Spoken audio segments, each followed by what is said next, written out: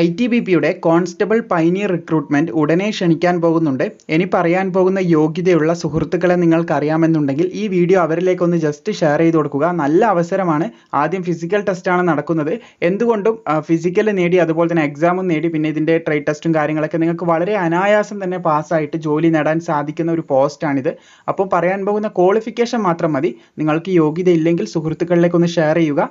നിങ്ങൾക്ക് യോഗ്യത ഉണ്ടെങ്കിൽ ഇതിൻ്റെ അപേക്ഷ ഉടനെ തുടങ്ങും. Stay tune. എന്തായാലും നമ്മൾ കൃത്യമായിട്ട് തന്നെ അപ്ഡേറ്റ് ചെയ്യുന്നതായിരിക്കും.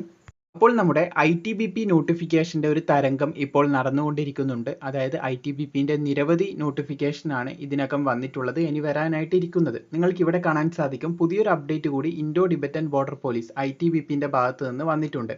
Recruitment for the post of constable pioneer 2024ലേക്കുള്ള റിക്രൂട്ട്മെന്റ് ആണ് ഉടനടി ക്ഷണിക്കാൻ പോകുന്നത്. നിങ്ങൾക്കിവിടെ കാണാൻ സാധിക്കുന്നതാണ്. ഇതിൻ്റെ അപേക്ഷ ഉടനടി തുടങ്ങും.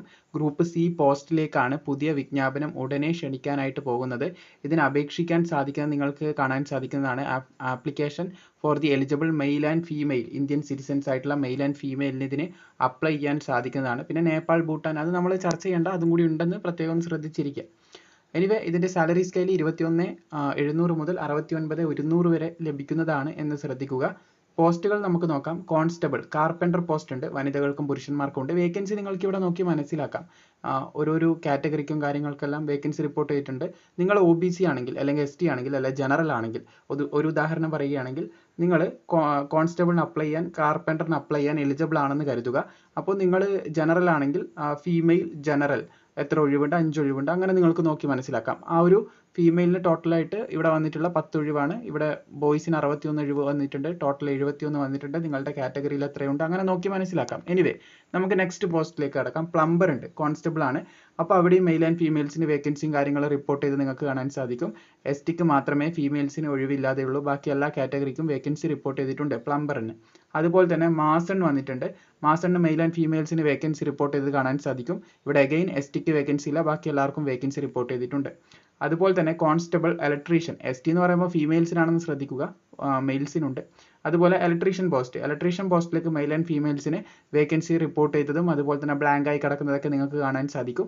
അപ്പോൾ ഇലക്ട്രീഷ്യൻ പോസ്റ്റിലേക്കും റിക്രൂട്ട്മെന്റ് ക്ഷണിച്ചിട്ടുണ്ട്. സോ ഇതിന് അപേക്ഷിക്കാൻ 18 to 23 വയസ്സ് വരെയുള്ളവർക്ക് സാധിക്കും. അപേക്ഷിക്കാൻ ആവശ്യമായിട്ടുള്ള വിദ്യാഭ്യാസ യോഗ്യത 10ാം ക്ലാസ് ഉണ്ടായിരിക്കണം. അതുപോലെ തന്നെ 1 year certificate course from recognise industrial training institute.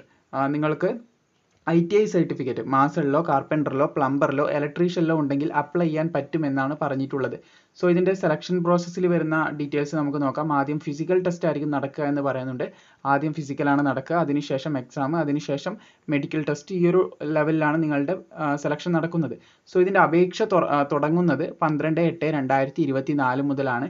ഏകദേശം 10/9/2024 വരെ നിങ്ങൾക്ക് അപ്ലൈ ചെയ്യാൻ സാധിക്കുന്നതായിരിക്കും.